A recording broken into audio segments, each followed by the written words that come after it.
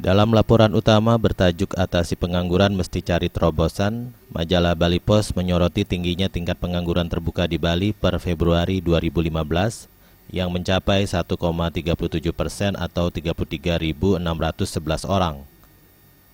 Dilihat dari tingkat pendidikan, mayoritas pengangguran merupakan lulusan SMA, yaitu 3,18%, serta diploma dan sarjana sebesar 1,43%. Muncul dugaan bila pencari kerja di Bali terlalu pilih-pilih pekerjaan. Kegiatan job fair yang digelar pemerintah Provinsi Bali kurang mendapat sambutan dari para pencari kerja. Sejak tahun 2014, jumlah pengangguran di Bali memang mengalami penurunan. Keberhasilan ini diapresiasi oleh DPRD Provinsi Bali.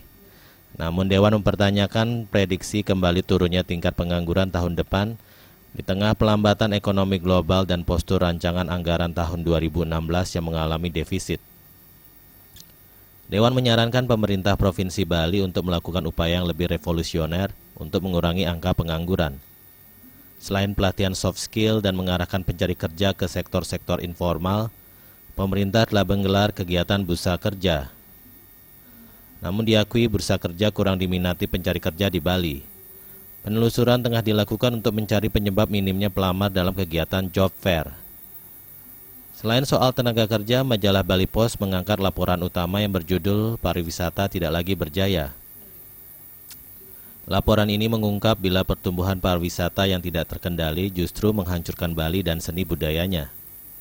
Pesatnya perkembangan pariwisata tidak lagi dapat diandalkan untuk mengentaskan kemiskinan. Terlebih lagi rencana pemerintah untuk kembali membangun infrastruktur seperti jalan tol, bandara, dan bahkan kereta api yang dikhawatirkan melenyapkan lahan pertanian dan desa adat yang menjadi roh Bali. Selain laporan-laporan di atas, majalah Bali Post masih memiliki laporan-laporan lain dari daerah, nasional maupun internasional yang tidak kalah menarik dan sayang untuk dilewatkan.